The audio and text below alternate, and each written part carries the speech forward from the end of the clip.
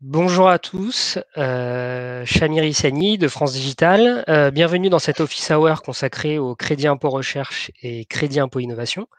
Nous sommes aujourd'hui avec Julien Fournigaud de Sogedev. Euh, Bonjour. Avant de te présenter, Julien, je rappellerai quelques règles. Je vous invite à poser vos questions en live dans l'onglet questions plutôt que dans l'onglet chat. Je poserai les questions en live à Julien, soit pendant la présentation, soit à la fin si toutes les questions n'ont pas encore été posées. Et vous pouvez aussi voter pour faire remonter les questions qui n'auraient pas été posées. Julien, je te laisse te présenter en 2 mots, nous dire Oui. ce que fait Sogedev et puis enchaîner sur ta présentation. Ok. Bonjour à tous. Donc, je m'appelle Julien Fournigaud. Je suis responsable du développement pour le cabinet Sogedev. Bienvenue sur ce webinaire consacré au crédit d'impôt recherche et au crédit d'impôt innovation, et plus particulièrement sur les impacts concrets des dernières annonces gouvernementales concernant les procédures de remboursement de ces dispositifs fiscaux. L'objectif étant pour moi d'abord de vous permettre de mieux appréhender ce dispositif déclaratif, mais soumis à contrôle de l'administration fiscale, et vous proposer ensuite d'intégrer quelques bonnes pratiques afin d'optimiser son remboursement dans le contexte économique particulier que nous traversons actuellement. Avant de rentrer dans le vif du sujet, et pour ceux qui ne nous connaissent pas encore, Sogedev est un cabinet de conseil opérationnel en financement public. On a été créé en 2002, aujourd'hui composé de 80 experts pluridisciplinaires chargés d'accompagner nos clients dans la recherche et l'obtention de financement public. On intervient sur 3 axes: le financement de la R&D et de l'innovation, le financement du développement à l'international et le financement de projets d'investissement qui peuvent donner lieu à des aides territoriales. Voilà, aujourd'hui, on accompagne plus de 700 clients et on comptabilise à peu près plus de 4000 missions de conseil. Notre siège est à Issy-les-Moulineaux et nous avons plusieurs agences en région puisque nous sommes présents à Lyon, Aix-en-Provence, Nantes, Toulouse, Strasbourg et Lille. Voilà, donc cette présentation du cabinet ayant été faite, en préambule, on va faire un bref rappel du dispositif crédit impôt recherche et crédit impôt innovation pour certains d'entre vous qui sont peut-être moins aguerris sur ces sujets ou qui souhaiteraient bénéficier de ces dispositifs pour la première fois. Je vais repasser à la slide. Donc, le crédit impôt recherche et le crédit impôt innovation sont des mesures fiscales qui permettent de valoriser les dépenses engagées en R&D et en innovation au titre de l'exercice fiscal précédent. Sur les chiffres, quelques rappels. Le CIR valorise 30% des dépenses jusqu'à 100 millions d'euros et 5% au-delà et sans plafond. Le crédit d'impôt innovation valorise, lui, 20% des dépenses, mais celles-ci sont plafonnées à 400 000 euros. Autrement dit, le crédit impôt innovation en fait, ne peut pas être supérieur à 80 000 euros par exercice fiscal. En ce qui concerne l'éligibilité de vos projets à ces dispositifs, en synthétisant les attentes de l'administration fiscale pour le CIR, et c'est écrit sur la partie gauche et la pastille orange, il faut être capable en fait de proposer des projets où vos équipes ont été confrontées à des incertitudes techniques dont l'état de l'art n'apportait pas de solution.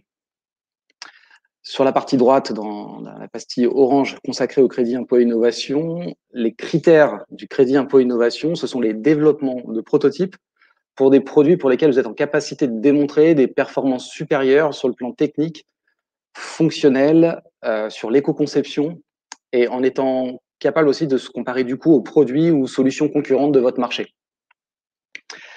Donc ces dispositifs sont associés à un exercice fiscal, mais le CIR-CI, lui, se calcule sur l'année civile. C'est-à-dire que si vous clôturez en décalé, vous devez prendre et comptabiliser vos dépenses du 1er janvier au 31/12. Ils se déposent sur les formulaires 2069A, qui sont l'annexe de la déclaration de solde d'IS. Ce sont des mesures donc déclaratives avec un droit de reprise par l'administration pendant 3 ans après l'année de déclaration. Par rapport à cette année ce droit de reprise de l'administration, par rapport à cette prescription fiscale qui est de 3 ans, si vous n'avez pas bénéficié de ces dispositifs dans le passé, vous avez alors la possibilité de revenir sur les exercices fiscaux 2017 et 2018, en plus de votre exercice 2019, si tant est que vous ayez des projets éligibles et des dépenses à valoriser. Ensuite, Quelques petits rappels aussi concernant le dispositif. Donc, la déclaration, comme je le disais précédemment, se fait sur le formulaire CERFA 2069A, qui est à remettre en même temps que la 2572.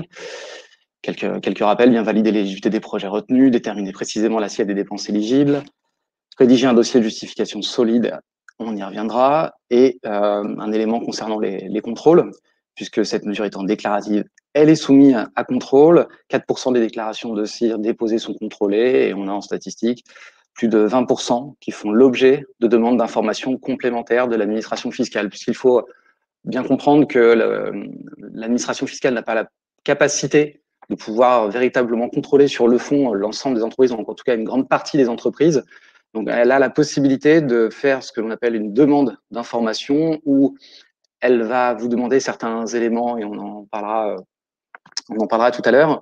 Mais ce sera surtout sur l'aspect administratif et financier, sur les chiffres, de manière à ce qu'elle puisse déjà faire un premier filtre sur l'éligibilité des dépenses, vous demander encore une fois des compléments, et valider certains remboursements sans même solliciter le ministère pour un véritable contrôle sur le fond, où là, il faudra être capable de justifier véritablement de l'éligibilité des projets avec un dossier robuste.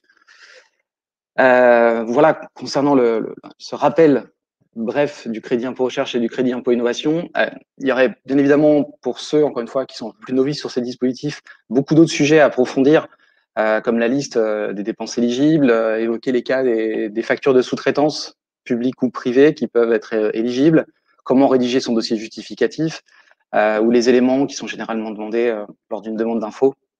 Mais c'est pas forcément l'objectif de la présentation d'aujourd'hui. Alors, on va pouvoir effectivement commencer à commenter l'annonce du gouvernement. Donc, cette mise à niveau ayant été faite, on va pouvoir décortiquer ensemble l'annonce du gouvernement du 25 mars, ce fameux plan d'urgence de 4 milliards, 4 milliards d'euros pour aider les startups en difficulté suite au ralentissement économique lié à cette épidémie du Covid-19. Mais on va se concentrer plus particulièrement sur la mesure annoncée concernant le remboursement accéléré par l'État des crédits impôt recherche et crédits impôt innovation restituables en 2020. Donc, toutes les entreprises ont la possibilité de demander un remboursement anticipé de leurs créances CIR, CI restituables en 2020. Les mots importants à retenir ici sont les mots restituables en 2020, puisque seules les entreprises éligibles au remboursement d'un crédit impôt recherche ou d'un crédit impôt innovation en 2020 sont concernées par cette annonce. Donc, sont concernées les PME ne payant pas d'IS au titre de l'exercice 2019, ou les entreprises bénéficiant du statut jeune entreprise innovante. Elles peuvent dès maintenant procéder à leur déclaration de crédit impôt recherche et de crédit impôt innovation, ainsi que le remboursement, mais sans attendre en fait la déclaration de résultat, c'est-à-dire l'alias fiscal. Les services des impôts des entreprises SIE se mobilisent pour traiter au plus vite, sous quelques jours, les demandes de remboursement. Ça, c'est l'annonce. On verra ensuite comment ça se traduit véritablement auprès des entreprises et plus concrètement auprès de nos clients, sur lesquels on peut avoir actuellement beaucoup de retours. Par rapport à ces entreprises concernées, je voulais aussi aborder le sujet des entreprises dont les CIR CI 2018 ou les CIR CI antérieurs qui ne seraient pas à ce jour encore remboursés, car toujours en cours de contrôle. Ça a été abordé par Cédric O lors de son intervention, et on peut identifier on va dire deux cas. Celui de l'entreprise dont le contrôle antérieur a été validé, mais dont le CIR CI n'est pas été encore remboursé. D'après les informations que l'on a et ce qu'on peut constater, l'entreprise peut bénéficier de cette annonce pour relancer les impôts et accélérer le versement. On les encourage à le faire. On a constaté déjà que certains contrôles, enfin en tout cas cette annonce avait permis d'accélérer véritablement les remboursements. On sait que ça peut prendre beaucoup de temps entre le moment où vous avez la validation des impôts d'un côté et le moment où véritablement l'argent est versé sur les comptes. Tous ceux qui ont communiqué cette annonce auprès de leur impôt pour leur demander un remboursement immédiat on a pu constater que ça pouvait fonctionner, donc il ne faut pas hésiter à le faire. Ensuite, on a le deuxième cas, c'est-à-dire c'est un contrôle qui n'est à ce jour pas terminé. C'est-à-dire que l'administration n'a pas encore rendu son verdict. Dans ce cas, en fait, il est vrai qu'il y a un certain flou, puisqu'on a d'abord entendu que les versements seraient faits, que les contrôles seraient mis en stand-by et qu'ils pourraient reprendre, enfin, c'est pas qu'ils pourraient, c'est qu'ils reprendraient ultérieurement. Et puis ensuite, Cédrico a reprécisé que ce cas-là n'était finalement pas concerné par le versement du crédit impôt recherche et du crédit impôt innovation. Maintenant, j'ai personnellement rencontré ce cas récemment et j'ai constaté encore une fois deux verdicts différents, deux constatations différentes. C'est-à-dire que en fonction des inspecteurs, on a certains qui acceptent de mettre le contrôle en stand-by, même s'ils n'ont pas encore reçu tous les éléments pour pouvoir statuer. Ils mettent le contrôle en stand-by et ils versent le crédit impôt recherche et le crédit impôt innovation. Et à côté de ça, j'ai aussi constaté des inspecteurs qui refusaient simplement de mettre en stand-by ce contrôle et de verser les remboursements de crédit impôt recherche et de crédit impôt innovation. Dernier point, non, je l'ai dit, sur les services des impôts qui donc se mobilisent. Maintenant, c'est toujours pareil. Ils sont censés effectivement se mobiliser et être réactifs. Maintenant, le problème, c'est que les inspecteurs sont comme nous, ils sont confinés, ils sont pas forcément tous au bureau. Quand on appelle les SIE de nos clients, on voit bien que ils sont clairement en sous-effectif. Maintenant, on constate aussi beaucoup de différences entre des SIE en région, dans des grandes villes en région ou en région parisienne. On constate aussi, on va dire, une vraie différence entre des entreprises en fait qui avaient déjà procédé à leur déclaration parce qu'elles étaient prêtes assez tôt dans l'année, dès fin janvier, février ou même début mars, qui ont pu bénéficier de cette annonce en envoyant simplement un mail que je vous montrerai tout à l'heure, de manière à demander à l'administration fiscale de leur verser le remboursement du CIR grâce à cette mesure. Et ça, pour le coup, ça fonctionne. Maintenant, ces entreprises-là restent une minorité. Le gros du flux des déclarations est en train d'arriver maintenant et va procéder jusqu'à début mai. Pour ces entreprises-là, il va y avoir forcément une grosse charge de déclarations qui vont être traitées par l'administration. Et je ne pense pas que ces remboursements automatiques pourront se dérouler de cette manière, ou en tout cas aussi rapidement pour tout le monde. Donc, on va, à mon avis, rencontrer un petit peu tous les cas. Sur la partie droite, comment faire un petit rappel. Rendez-vous sur votre espace professionnel. Il faut se connecter. impôts.gouv.fr pour télédéclarer les 4 formulaires. La 2573 pour la demande de remboursement, la 2069A, donc c'est la déclaration du crédit d'impôt, et la 2069 RCI, et le relevé de solde d'impôt à travers le formulaire 2572. En sachant qu'une fois que ces télédéclarations sont faites, lorsque vos liasses fiscales, elles, seront prêtes, il faudra à ce moment-là redéposer la 2572 rectifiée et éventuellement la 2069A si vous ajoutez d'autres crédits d'impôt qui ne sont pas concernés par l'annonce du gouvernement. Puisque là aussi, je ne sais pas si j'étais forcément clair sur la réalité de l'annonce du gouvernement, mais dans les faits, lorsque vous déposez votre CERFA, donc la demande de remboursement, la 2573 et la 2069A, avec vous êtes obligé en fait de le faire au moment où vous déposez vos liasses, donc avec la 2572. Le problème, c'est que souvent, pour tout un tas de raisons, les services financiers ou l'expert comptable n'est pas tout à fait prêt pour vous fournir les liasses fiscales. Et vous pouvez avoir une déclaration crédit impôt recherche qui est prête, mais qui malheureusement va rester en stand-by comme ça plusieurs semaines et être déclarée fin avril, début mai, au dernier moment, pour pouvoir être associé à vos liasses fiscales. Ce qui a été annoncé par le gouvernement, c'est que vous n'êtes plus obligé d'attendre le dépôt de vos liasses fiscales et que vous pouvez dès maintenant envoyer vos CERFA sans avoir à déposer vos comptes.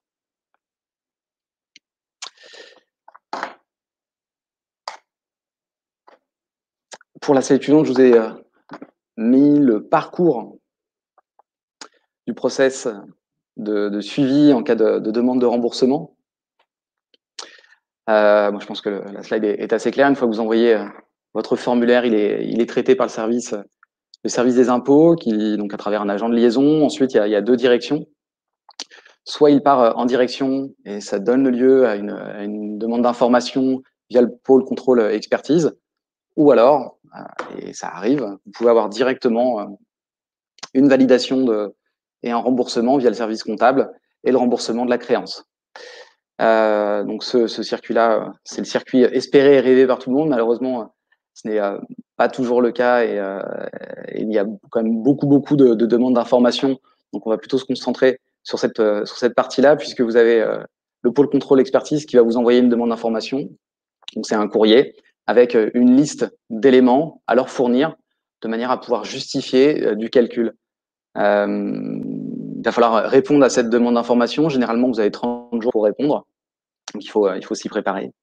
De manière à fournir les justificatifs, en sachant que dans la demande d'information, vraiment, vous avez une liste très précise d'éléments demandés. Il n'y a pas de demande type. Certains contrôleurs vont vous demander beaucoup d'éléments, d'autres simplement le détail du calcul. D'autres vont vous demander le détail des calculs, plus des feuilles de temps ou en plus les CV des personnes. On peut même aller jusqu'à des briefs de projets. Donc, il faut répondre strictement à la demande qui vous a été faite, ni plus ni moins, de manière à ce que le pôle contrôle expertise puisse en prendre connaissance.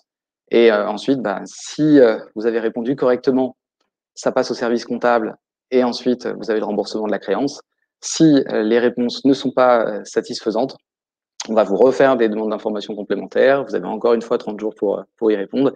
Et ici, il peut y avoir habituellement pas mal d'allers-retours, malheureusement.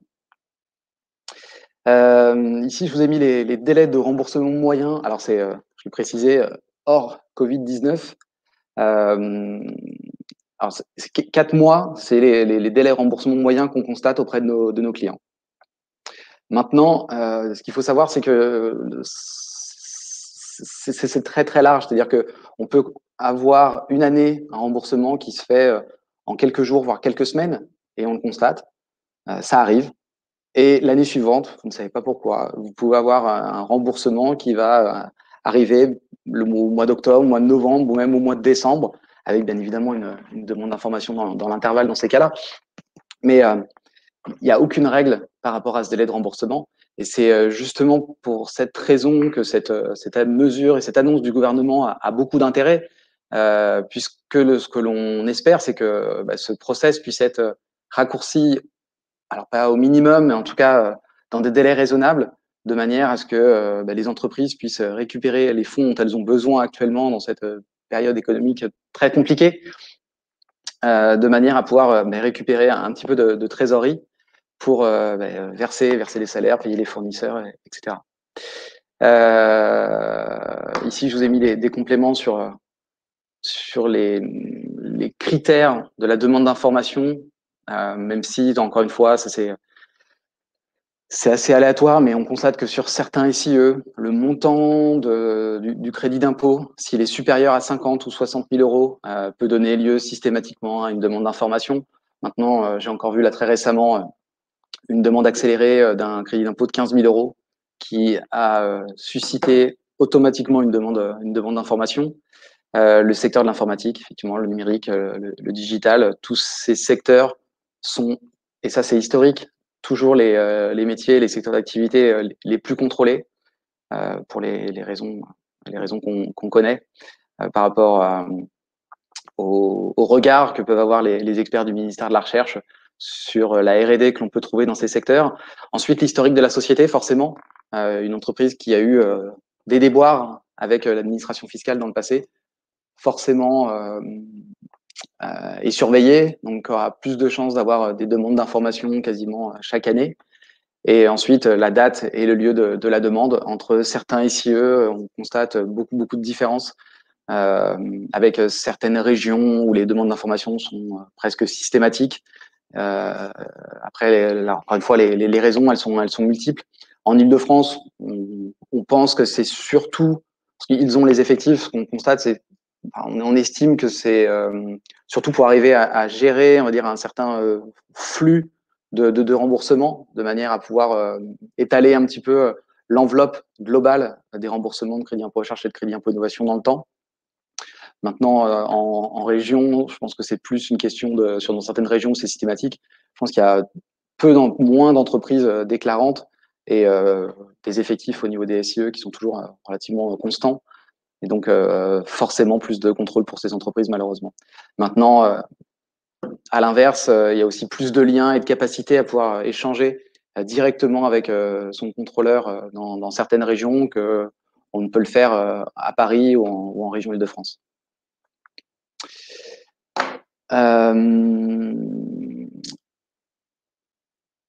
Ce que je voulais rajouter par rapport à ça, c'est que l'annonce du gouvernement, elle a été maintenant, elle date de, je crois, d'il y a à peu près 10 jours. Donc, il est, je pense, encore prématuré pour tirer de véritables conclusions en fait, sur l'application de l'annonce. Mais ce que je constate et ce qu'on constate avec nos équipes pour nos clients qui ont bénéficié de ces mesures, c'est que effectivement, quelques-uns ont bénéficié rapidement de leur remboursement, très très rapidement après avoir fait la télédéclaration. Mais on constate aussi beaucoup d'entreprises qui ont reçu automatiquement une demande d'information. Donc, ce que ça signifie, c'est que oui, on a la possibilité de déposer plus tôt, que j'espère que le process, en tout cas global, sera plus rapide qu'on a pu le constater dans les années précédentes.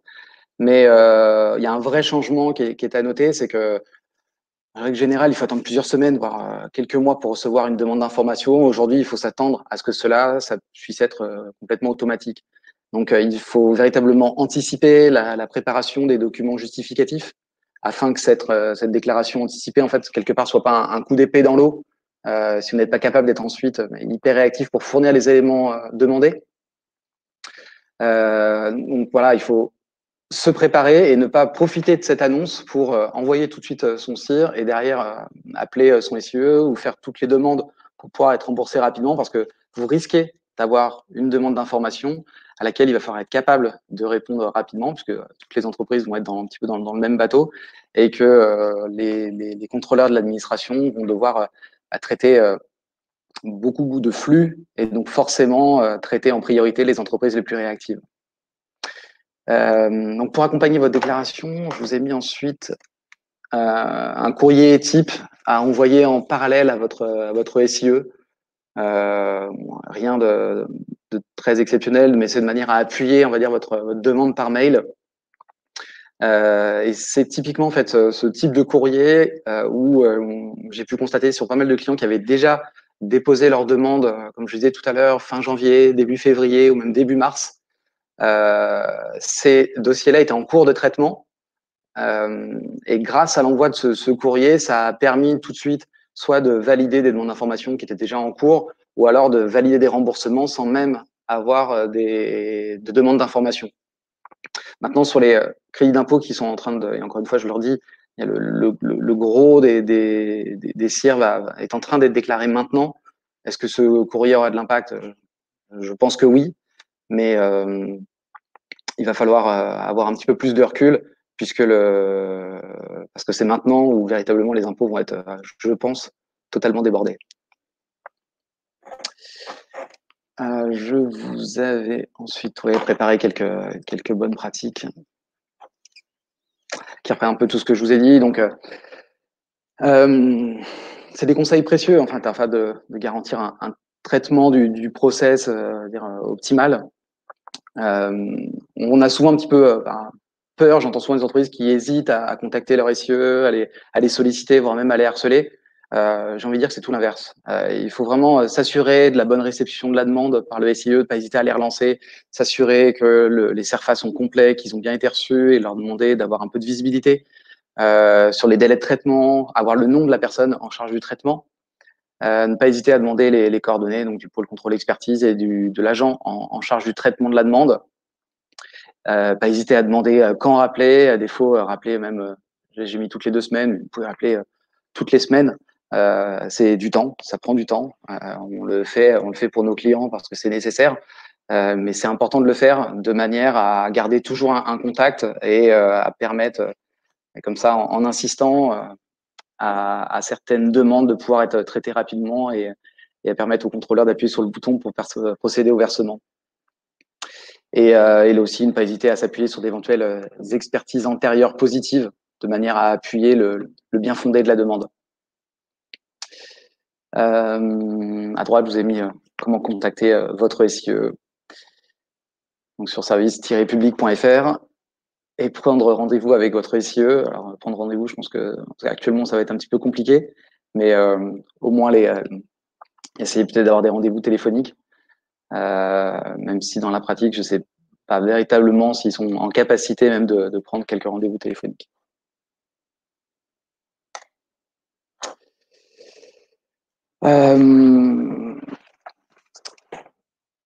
En conclusion, comment conclure? En conclusion, en fait, je dirais qu'il est véritablement indispensable en fait il est indispensable de profiter de ces mesures exceptionnelles si vous êtes éligible, afin de combler le manque de trésorerie auquel vous êtes sûrement en train de faire face actuellement, compte tenu de la crise sanitaire et économique qu'on traverse. Dans la pratique, je suis persuadé que le circuit du traitement du crédit impôt recherche et du crédit impôt innovation sera certainement cette année beaucoup plus fluide qu'il a pu l'être dans le passé, et que, en règle générale, on constatera forcément un peu plus de flexibilité de la part des différents SIE. Cependant, c'est pas parce que effectivement il y a eu des annonces qui ont été faites et qu'il y aura forcément un petit peu plus de flexibilité, que ces mesures sont en place, qu'il faut envoyer des déclarations sans aucun élément, ou envoyer des montants qui ne sont basés sur aucune logique de dépenses en interne, parce que derrière, le constat de nos équipes est assez clair. Vous allez avoir des demandes d'informations. Il va falloir être capable de vous justifier et de vous justifier rapidement, et que les plus rapides, les plus réactifs seront les entreprises qui vont pouvoir percevoir rapidement le remboursement et le bienfait de ces nouvelles mesures. Donc, ma conclusion est plutôt de se dire que voilà, il n'y aura pas moins de contrôle sur le crédit impôt recherche et sur le crédit impôt innovation cette année, mais ce sont véritablement les traitements qui sont accélérés actuellement et qui vont continuer de l'être. Et j'ai envie de dire que c'est déjà en soi une excellente nouvelle par rapport à tout ce qu'on a pu constater ces dernières années. Voilà, je vous remercie. Merci Julien. Moi, ce que je retiens en tout cas aussi de ta présentation, c'est qu'il ne faut pas hésiter à aller voir son SIE en fait. Ça a toujours été une bonne pratique. Ça a toujours été une bonne pratique, et on le répète sans cesse auprès de nos clients. Alors pour nos clients, on le fait parce que ça fait partie de nos missions. Mais quand je croise des entreprises lors de différents événements, souvent ils peuvent avoir tendance à se dire moins je parle aux impôts, mieux je me porte. Dans le cadre du crédit impôt recherche, pardon, c'est tout l'inverse. Il ne faut pas hésiter à aller vers eux parce que c'est ce qui fonctionne. On a toujours peur du contrôle fiscal quand on va voir son SIE, mais là pour le coup c'est pas forcément le cas. Si on est préparé aux demandes qui vont être faites, le fait d'être en contact avec eux, de les relancer systématiquement, va permettre une accélération du traitement. Après que ça donne lieu à une demande d'information et que l'on doit fournir quelques éléments justificatifs, il faut juste se préparer et avoir ces éléments. Maintenant, ça peut aussi donner lieu à un remboursement automatique sans question de l'administration fiscale. Donc, dans les deux cas, il ne faut pas hésiter à prendre contact avec eux et à les solliciter rapidement et régulièrement. On a eu quelques questions pendant ta présentation. Donc, on a quelqu'un qui nous demande si on peut effectuer une demande de CIR-CII avec 2 ans en arrière.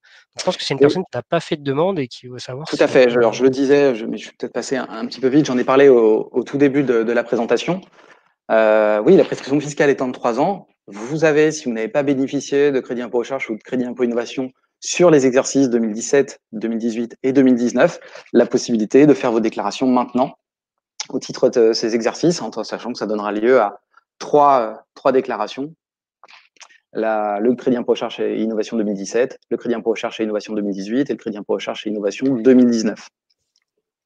En gardant bien les dépenses du 1er janvier au 31/12 pour ces 3 périodes. Ok. Et donc, il y a une question qui vient juste après. Quelqu'un qui a ses demandes et qui veut faire des demandes de remboursement de 2017, 2018, 2019, est-ce qu'il doit faire une seule demande pour les 3 années ou une demande par année? Donc, c'est une demande par année. J'espère que j'ai bien compris la question. Faut-il attendre d'avoir le montant du CIR 2019 pour faire une seule demande de remboursement? Si ces calculs de crédit impôt recherche et innovation 2017 et 2018 sont déjà prêts, il peut y procéder dès maintenant et derrière faire une nouvelle demande pour 2019.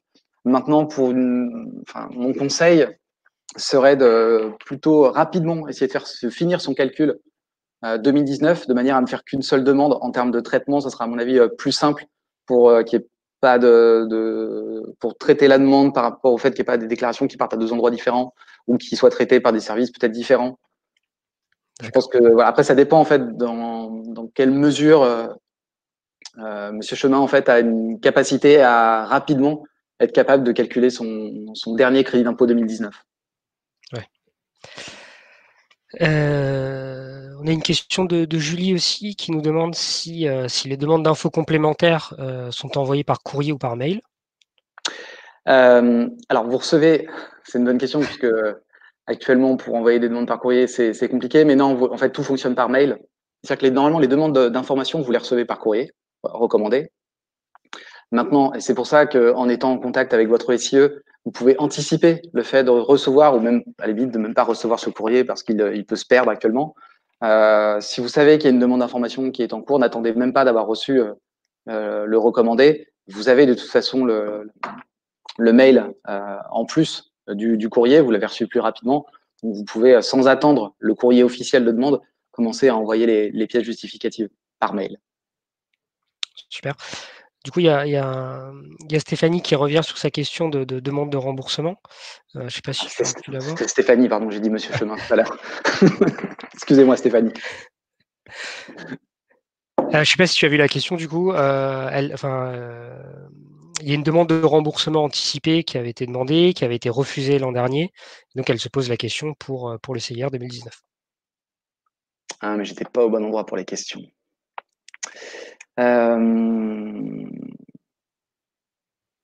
Alors, j'avais déposé mes CERFA attention les années passées. À l'époque, j'avais demandé un remboursement anticipé, mais qui avait été refusé l'an dernier.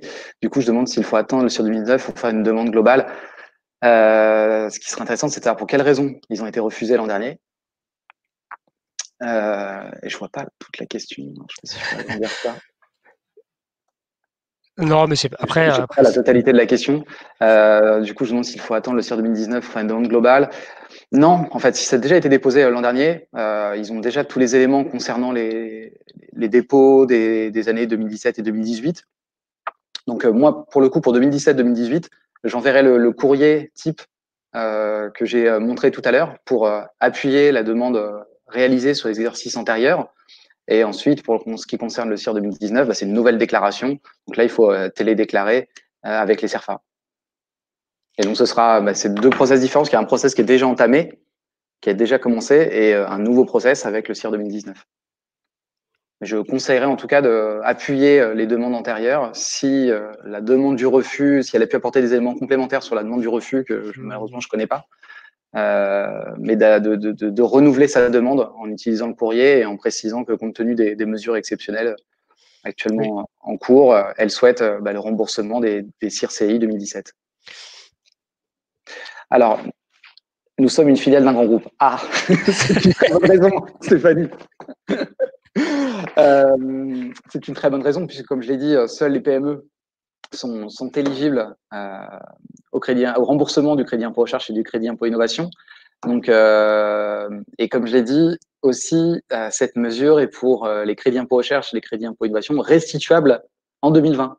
Donc, effectivement, c'est normal que le remboursement 2017-2018 ait été refusé l'an dernier. Elle va devoir attendre un an de plus pour le 2017 et 2 ans pour le 2018. D'accord. Donc, non, malheureusement, elle n'est pas concernée. D'accord.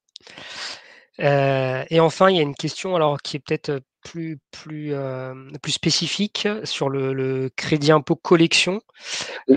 qui est intégré au crédit impôt recherche normalement, de mémoire en tout cas. Et est-ce qu'il est concerné par toutes ces mesures? C'est une bonne question. Je l'ai pas abordé parce qu'il y a le crédit impôt recherche, effectivement, un dispositif très connu qui concerne bon nombre d'entreprises. Mais à côté de ce crédit impôt recherche, il y a plein d'autres sous-crédit impôt recherche, comme le crédit d'impôt jeux vidéo, le crédit d'impôt textile, dit ou aussi appelé le crédit d'impôt collection.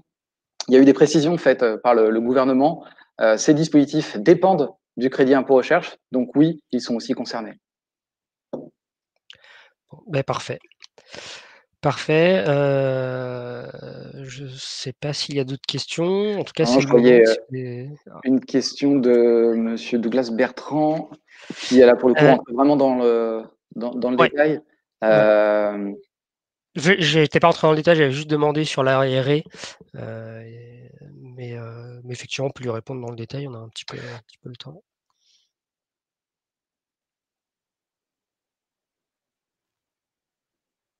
alors j'ai très peu d'informations pour pouvoir donner un avis définitif, mais je pense que ce serait de ce que je vois, il y a quand même quelques mots-clés qui sont intéressants. Je pense que ça serait intéressant de creuser, mais ça nécessiterait de pouvoir échanger directement avec Douglas, de manière à approfondir un peu le montant des dépenses et véritablement le cœur des projets de R&D. Mais on voit qu'il y a a priori comme ça des bons profils malgré tout qui ont pu mener à bien ces travaux de recherche. Donc je pense que sur le fond, ça serait quand même intéressant de les creuser. Pourquoi pas effectivement de donner lieu à des remboursements de crédit impôt recherche et de crédit impôt innovation sur toutes les dépenses engagées sur les 2 dernières années. Très bien. Et puis, si Douglas veut nous envoyer un mail ou te contacter directement Oui, voilà. Si, pour avoir plus de si Laura, détails. c'est vrai que j'ai pas pensé à mettre mes coordonnées à la fin de la présentation. J'aurais peut-être dû. Ouais, je crois on a ton nom, donc je pense que les gens retrouveront facilement, Ouais, tes coordonnées. vous pouvez solliciter France Digital. Ouais, voilà. Ils sauront faire suivre les demandes. Où trouver un listing des frais et dépenses éligibles? Je vois la question de Julie à l'instant. www.sogedev.com. Vous trouvez rapidement tous les éléments sur la liste des dépenses éligibles. Et vous pouvez même aussi télécharger les CERFA de manière à pouvoir procéder à vos déclarations. Et si ça s'avérait un petit peu complexe ou si vous aviez d'autres questions, vous avez la possibilité de faire des demandes d'informations aussi sur notre site pour être mis en relation avec nos équipes et faire un rapide brief et une rapide expertise, un audit, de manière à vous donner de la visibilité sur déjà votre éligibilité et les montants auxquels vous pouvez éventuellement prétendre.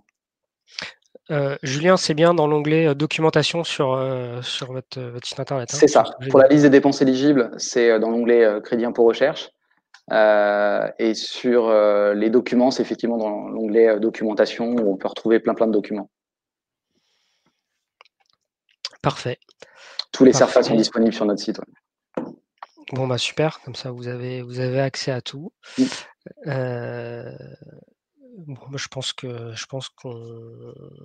a fini. On a a priori répondu aux questions de tout le monde. Julien, merci beaucoup C'est moi. pour. Merci encore une fois pour votre invitation. C'était un plaisir. Euh, Comme je disais, il y a pas mal d'éléments sur lesquels on est passé assez vite. Je pense que là, il y avait une véritable urgence à donner de l'information Tout à sur ces fait. sujets, sur cette annonce du gouvernement, parce que c'est le sujet stratégique, la trésorerie actuellement. Maintenant, si nous devons explorer d'autres sujets sur justement comment répondre efficacement à une demande d'information dans le détail sur les pièces à fournir, etc., je pense que ça peut de nouveau faire l'objet d'un nouvel atelier ou sur aussi comment détecter la légitimité de ces projets, sur le crédit impôt recherche, comment placer le curseur au bon endroit avec le crédit impôt innovation, où s'arrêtent les dépenses et les projets. Ça aussi, ça peut donner lieu à d'autres ateliers. Et on sera ravis de pouvoir le proposer à vos adhérents. Bien sûr, notre communauté n'hésite pas à nous faire remonter les questions qu'elle se pose actuellement. On organisera après en fonction, enfin ce qu'on fait depuis le début de cette crise, des office hours dédiés à ces questions. Ouais, il y a beaucoup de thématiques à explorer encore. Très bien. Voilà, Merci donc j'espère beaucoup. avoir pu donner suffisamment d'informations et on est à votre disposition s'il y avait d'autres questions à répondre. C'est parfait. Merci. Je Merci vous de votre dis, accueil. je vous souhaite tous une très bonne journée et au revoir.